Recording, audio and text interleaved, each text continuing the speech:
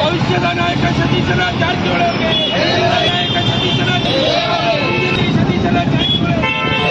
ರಾಹುಲನ್ನ ಜಾರಕಿಹೊಳಿ ಅವರಿಗೆ, ಪ್ರಿಯಾಂಕಾ ಜಾರಕಿಹೊಳಿ ಅವರಿಗೆ ಇವತ್ತಿನ ದಿವಸ ಕರ್ನಾಟಕದಲ್ಲಿ ನಡೆದ 2 ಉಪಚುನಾವಣೆಗಳಲ್ಲಿ ಕಾಂಗ್ರೆಸ್ ಪಕ್ಷ ಭರ್ಜರಿ ಜಯಬೇರಿಯನ್ನು ಬಾರಿಸಿದೆ. ಬಾಗಲಕೋಟೆಯಲ್ಲಿ ಉಮೇಶ್ ಮೇಟಿಯವರು 22,332 ಮತಗಳ ಅಂತರದಿಂದ ಗೆದ್ದಿದ್ರೆ, ಸಮರ್ಥ ಶಾಮನೂರವರು ದಾವಣಗೆರೆಯಲ್ಲಿ 5,708 ಮತಗಳಿಂದ ಗೆದ್ದಿದ್ದಾರೆ. ಆ ಒಂದು ಸಂಭ್ರಮವನ್ನು ನಾವಿಲ್ಲಿ ಅಥಣಿ ಕಾಂಗ್ರೆಸ್ ಪಕ್ಷದಿಂದ ಆಚರಣೆ ಮಾಡ್ತಾ ಇದ್ದೀವಿ.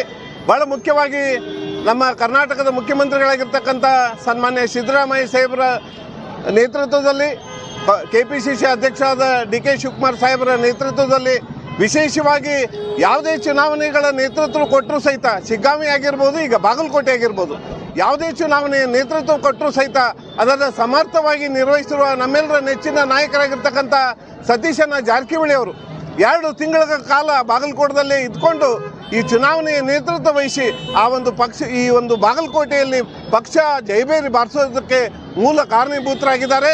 ಇವರೆಲ್ಲರಿಗೂ ಅಭಿನಂದನೆ ಸಲ್ಲುಗೋಸ್ಕರ ಜೊತೆಗೆ ಅಲ್ಲಿ ಎಲ್ಲ ಸಚಿವರುಗಳಿಗೆ, ಉಸ್ತುವಾರಿಗಳಿಗೆ, ವಿಶೇಷವಾಗಿ ನಮ್ಮ ಎಲ್ಲ ಕಾಂಗ್ರೆಸ್ ಕಾರ್ಯಕರ್ತ ಬಂಧುಗಳಿಗೆ ಒಂದು ಅಭಿನಂದನೆ ಸಲ್ಲಿಸೋಗೋಸ್ಕರ ಇವತ್ತಿನ ಒಂದು ಸಭೆಯನ್ನು ಆಯೋಜನೆ ಮಾಡಿದ್ದೀವಿ.